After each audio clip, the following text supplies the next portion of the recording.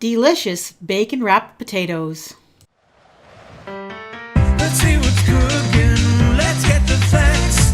Let's see what's cooking. It's time for Yo-Yo Max 12. Hello everyone, starting off with some potatoes, of course. This recipe that I'm doing, I used about 1.5 pounds of potatoes.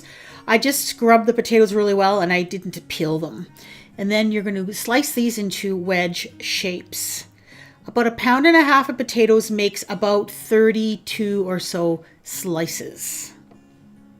Then once your potatoes are all sliced up, put them in a bowl and you're going to cover them with some boiling water.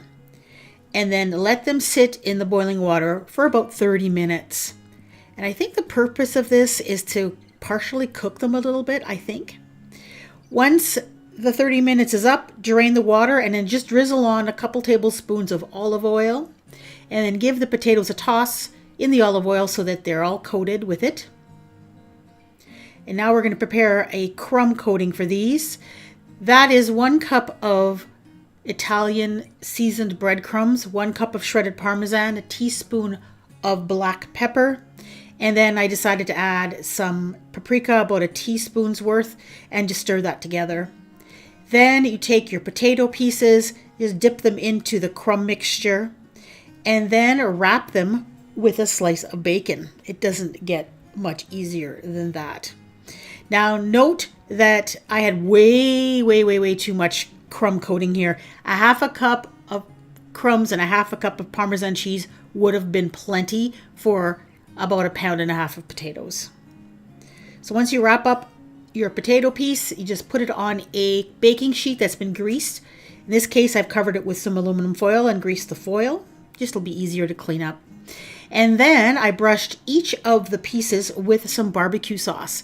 And this is where you can kind of customize it by putting the kind of barbecue sauce that you love. This one was a smoky, very sweet barbecue sauce, and I just love the flavor of these when they were done with the sweetness and then the saltiness of the bacon. Then you're going to bake these at 350 degrees for about 45 minutes or so until when you stick a fork into one of the potatoes, they are tender and the bacon is nice and crispy. These are delicious, as you can imagine, and these make a great appetizer or a side dish for a special occasion. If you're looking for more potato recipes, I have a potato playlist with some really great recipes that I actually use in my house on a regular basis. Thank you so much for watching.